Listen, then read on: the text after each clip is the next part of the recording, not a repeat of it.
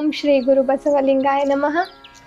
ಹೊತ್ತೊಂಡುದ್ರಾಗ ಎದ್ದು ಹೆಗಲ್ ಮ್ಯಾಲ ನೇಗ್ಲ ಹಿಡಿದು ಹೊಲದ ಕಡೆಗೆ ನಡೆದ ರೈತನಿಗೆ ನೆಸಗ್ನಾಗದ ಬಿಸಿ ಬಿಸಿ ರೊಟ್ಟಿ ಬಡದ್ ಬುತ್ತಿ ಕಟ್ಟು ಅವ್ನು ಮಾಡ್ದೀಗಿ. ಆ ರೈತನ ಹೆತ್ತ ಹೊಟ್ಟಿಗೆ ಬೀಸು ಕಲ್ಲಾಗ ಬೀಸಿದ ಹಿಟ್ಟಿಗೆ ಕಲ್ಲಾಗ ಕುಟ್ಟಿದ ಖಾರ ಚಟ್ನಿಗೆ ಈ ನಮ್ಮ ಬಸವ ಭೂಮಿಗೆ ರೈತ ಅವಳು ಅವನೆರಡು ಎತ್ತಿಗೆ ಎತ್ತಿನ ಉಸಿರಿಗೆ ರೈತನ ಬೆವರಿಗೆ ನನ್ನದೊಂದು ದೊಡ್ಡ ಸಲಾಮ್ ರೀ. ಇವತ್ತು ನಾ ಎಲ್ಲಾ ತಾಯಂದ್ರಿಗೂ ಹೇಳ್ಕೊಳ್ಳೋದಿಷ್ಟೇ, ನಿಮ್ಮೊಳಗೆ ಅಡಗಿರ್ತಕ್ಕಂಥ ಮೌಢ್ಯನ ಕಿತ್ತೆಸಿರಿ, ಮೂಲ ತತ್ವನ ನಿಮ್ಮೊಳಗೆ ರೂಢಿಸ್ಕೊಳ್ರಿ. ನಿಮ್ಮ ಮಕ್ಕಳುಗಳಾದ ನಮಗೆ ಮೂಲ ತತ್ವದ ಉಡುಗೊರೆನ ಕೊಡ್ರಿ.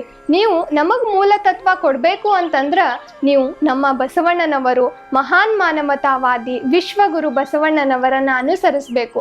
12ನೇ ಶತಮಾನದೊಳಗೆ ಅವ್ರು ಹೇಳಿಕೊಟ್ಟ ಹೋಗ್ಯಾರ ನಮಗೆ ಜೀವನ ಹೆಂಗೆ ನಡೆಸಬೇಕು ಅಂತ ಹೇಳಿ. ಆದ್ರೆ ನಾವುಗಳು ಯಾವುದೋ ಮತ್ತೊಂದು ಪ್ರೇರೇಪಿತ ಮತ್ತೊಂದು ದುಷ್ಟಶಕ್ತಿಗಳಿಗೆ ಪ್ರೇರೇಪಿತರಾಗಿ ನಮ್ಮನ್ನು ನಾವು ಕಳ್ಕೊಳ್ಳಿಕತ್ತೀವಿ, ನಮ್ಮನ್ನು ನಾವೇ ಕೊಲೆ ಮಾಡ್ಕೊಳ್ಳಿಕತ್ತೀವಿ, ನಮ್ಮ ತತ್ವಗಳನ್ನು ನಾವೇ ಬಿಟ್ಬಿಡ್ಲಿಕತ್ತೀವಿ, ಮತ್ತಾರದ್ದೋ ಆದ ತತ್ವಗಳನ್ನು ಅನುಸರಿಸ್ಲಿಕತ್ತೀವಿ, ನಮ್ಮ ಜೀವನನ ನಾವೇ ಹಾಳು ಮಾಡ್ಕೊಳ್ಳಿಕತ್ತೀವಿ.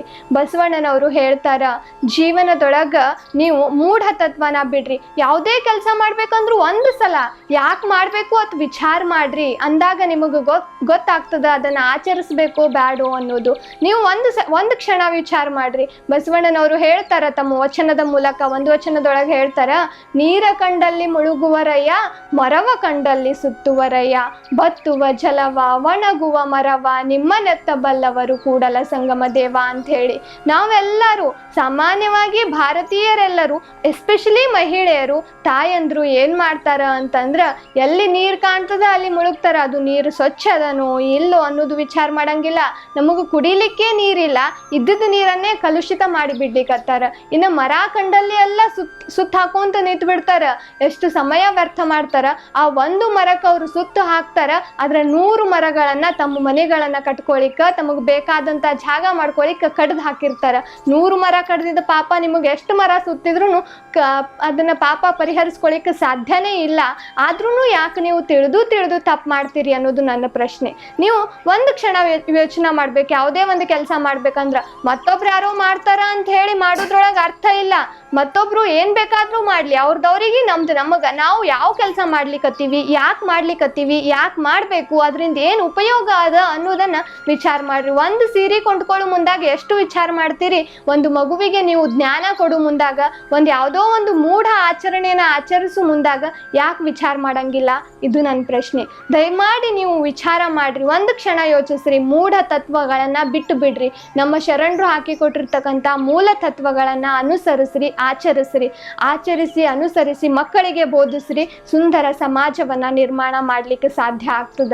ಇನ್ನ ನಮ್ಮ ಸಮಾಜದೊಳಗೆ ಕಲಹಗಳು ಭಾಳ ಆಗ್ಲಿಕ್ಕತ್ತಾವ. ಅದಕ್ಕೆ ಕಾರಣ ಏನು ಅಂತಂದ್ರೆ ಒಂದೊಂದು ಮಾತುಗಳು. ನಮ್ಮ ಬಸವಣ್ಣನವರು ಹೇಳ್ತಾರ, ಮಾತುಗಳು ಹೆಂಗಿರ್ಬೇಕು ಅಂತಂದ್ರ, ನುಡಿದರೆ ಮುತ್ತಿನ ಹಾರದಂತಿರಬೇಕು, ನುಡಿದರೆ ಮಾಣಿಕ್ಯದ ದೀಪ್ತಿ ಅಂತಿರಬೇಕು, ನುಡಿದರೆ ಸ್ಫಟಿಕದ ಶಲಾಕೆಯಂತಿರಬೇಕು, ನುಡಿದರೆ ಲಿಂಗ ಮೆಚ್ಚಿಯ ಹುದಹುದೆನಬೇಕು, ನುಡಿಯೊಳಗಾಡಿ ನಡೆಯದಿದ್ದರೆ ಮೆಚ್ಚನ ಕೂಡಲ ಸಂಗಮ ದೇವ ಅಂತ ಹೇಳಿ. ಇವತ್ತಿನ ತಾಯಂದ್ರಿಗೆ ಮಗುವಿಗೆ ಮಾತು ಕಲ್ಸಂಗಿಲ್ಲ ಆಗ್ಯಾರ. ನೀವು ಕಲಿಸೋದು ಮಾತಲ್ಲ, ಅದು ಜಗಳ. ನೀವು ದಯವಿಟ್ಟು ಮಕ್ಕಳಿಗೆ ಒಂದೆರಡು ವಚನಗಳನ್ನ ಕಲಿಸ್ರಿ, ಒಂದು ಒಳ್ಳೆ ಮಾತುಗಳನ್ನ ಕಲಿಸ್ರಿ. ಅಮ್ಮ ಅನ್ನುವ ಸಂಸ್ಕೃತಿನ ಬೆಳೆಸ್ರಿ, ಬಿಟ್ಟು ಮಮ್ಮಿ ಡ್ಯಾಡಿ ಅನ್ನೋ ಸಂಸ್ಕೃತಿನ ಬೆಳೆಸ್ಬಿಟ್ರಿ ಅಂತಂದ್ರ ಅವರ ಮಾತುಗಳಾಗಿ ಉಳಂಗಿಲ್ಲ. ಮುಂದೊಂದಿನ ನಿಮಗೆ ವಯಸ್ಸಾದಾಗ ನಿಮ್ಮ ಮಕ್ಕಳು ನಿಮ್ಮ ಮನಸ್ಸಿಗೆ ನೋವಾಗುವಂತ ಮಾತುಗಳನ್ನ ಆಡ್ಲಿಕ್ಕ ಮೂಲ ನೀವು ಅಲ್ಲಿ ಹಾಕಿರ್ತಕ್ಕಂಥ ಮಮ್ಮಿ ಡ್ಯಾಡಿ ಅನ್ನೋ ಸಂಸ್ಕೃತಿ. ಅದಕ್ಕಾಗಿ ಮಾತುಗಳು ಹೆಂಗಿರ್ಬೇಕು ಅಂತ ಹೇಳ್ತಾರ ಅಂತಂದ್ರ, ಜಗಜ್ಯೋತಿ ಬಸವಣ್ಣನವರು ಹೇಳ್ತಾರ, ನುಡಿದ್ರ ಮುತ್ತಿನ ಹಾರದಂಗಿರ್ಬೇಕಂತ. ನಮ್ಮ ಪ್ರತಿಯೊಂದು ಮಾತು ಮುತ್ತಿನ ಹಾರದಂಗಿರ್ಬೇಕು. ಆ ಮಾತಿನೊಳಗಿನ ಪ್ರತಿಯೊಂದು ಪದಾನು ಒಂದು ವ್ಯಾಲ್ಯೂಯಬಲ್ ಮುತ್ತಾಗಿರ್ಬೇಕು. ಆ ಮುತ್ತುಗಳನ್ನ ಬಹಳ ಚಂದಾಗಿ ಪೋಣಿಸಿ ಮಾತುಗಳನ್ನಾಗಿ ಮಾಡಬೇಕು. ನಮ್ಮ ಮಾತು ಕಂಗೊಳಿಸ್ಬೇಕಂತ. ಹೆಂಗ ಕಂಗೊಳಿಸ್ಬೇಕು ಅಂತಂದ್ರ ಸ್ಫಟಿಕದಂಗ ಕಂಗೊಳಿಸಬೇಕು. ನಮ್ಮ ಮಾತು ಸ್ಫಟಿಕದ ಶಲಾಕೆ ಅಂತಿರಬೇಕು. ನಾವು ಮಾತಾಡಿದ್ರ ನಮ್ಮನ್ನ ಸೃಷ್ಟಿಸಿರ್ತಕ್ಕಂಥ ಸೃಷ್ಟಿಕರ್ತನೆ ಅಹುದು ಅಂತ ತಲೆ ಅಳ್ಳಾಡಿಸ್ಬೇಕಂತ, ಹಂಗ ಮಾತಾಡ್ಬೇಕಂತ. ಅಂತ ಮಾತನ್ನ ಆಡುವುದನ್ನ ಕಲಿಸ್ಬೇಕಾಗ್ಯದ ಇವತ್ತಿನ ತಾಯಂದ್ರು. ಎಲ್ಲಾ ನಿಮ್ಮ ಮಕ್ಕಳಿಗೆ ಬಹಳ ಅವಶ್ಯಕತೆ ಮತ್ತು ಅನಿವಾರ್ಯತೆ ಅದ. ಇವತ್ತಿನ ಕೆಡುತ್ತಿರುವ ಸಮಾಜ ಕೆಡದಂತೆ ನೋಡ್ಕೊಳ್ಬೇಕು ಅಂತಂದ್ರ ನೀವು ನಿಮ್ಮ ಮಗುವಿಗೆ ಒಂದೊಳ್ಳೆ ಮಾತುಗಳನ್ನ ಹೇಳಲೇಬೇಕು.